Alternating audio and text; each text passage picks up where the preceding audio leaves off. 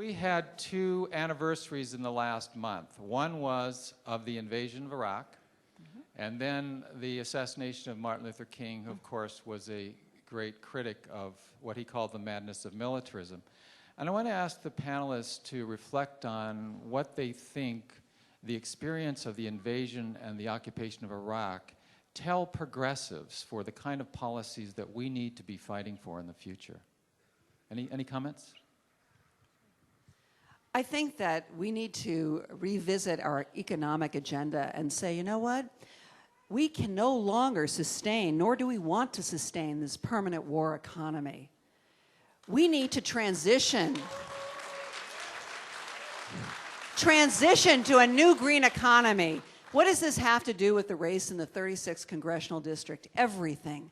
Because in our district, we have a huge aerospace industry. You know what? We can harness the talent, the expertise, the know-how of this district to create productive jobs, to invest in housing, education, healthcare, transportation, not to perpetuate a war economy that is draining us, robbing us of money that we desperately need for our own needs. Okay.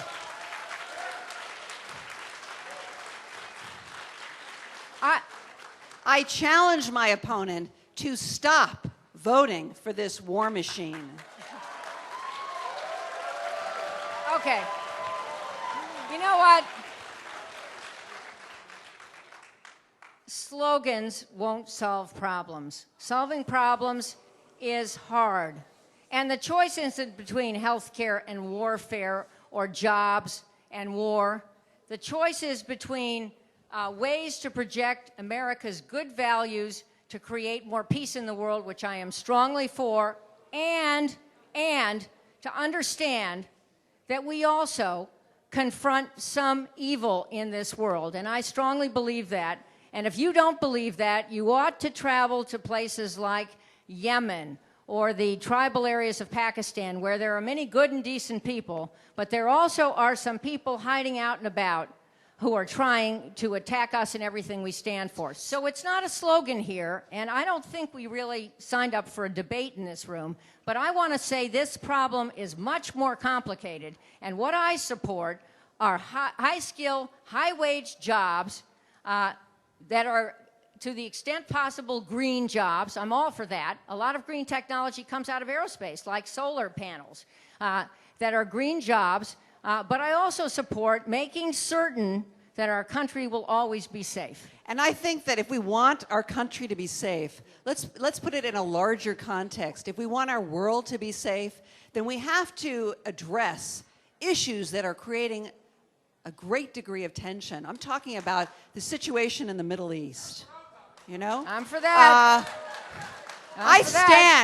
I stand with our president, Barack Obama, when he says we need to end this occupation of the West Bank, which does not make anyone safe, does not make the people in southern Israel safe, and denying clean water and medicine to 1.5 million people, 40% of whom are 15 years and younger in Gaza, does not make anyone safe either. This is creating worldwide tension, and I would like my opponent to address this. Okay, we have...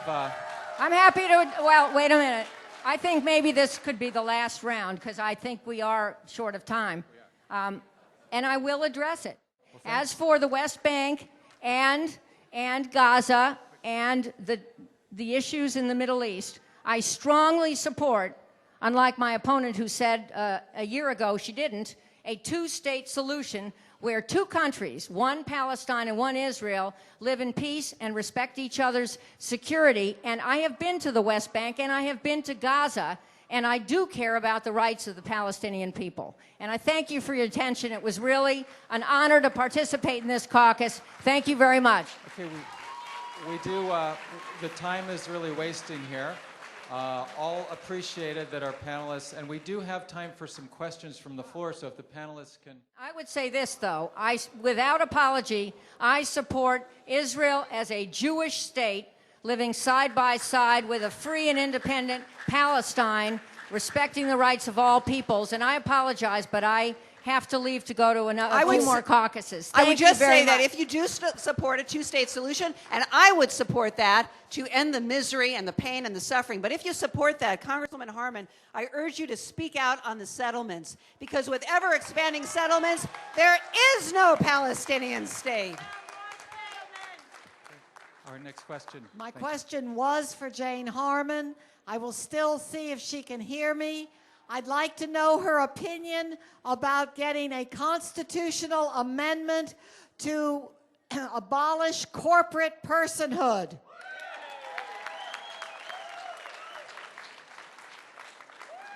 We have just about 5 minutes left. Anybody want to comment on that? Well, I certainly would support that. As I mentioned, I'm not taking any corporate money, so I'm trying to live, walk the walk.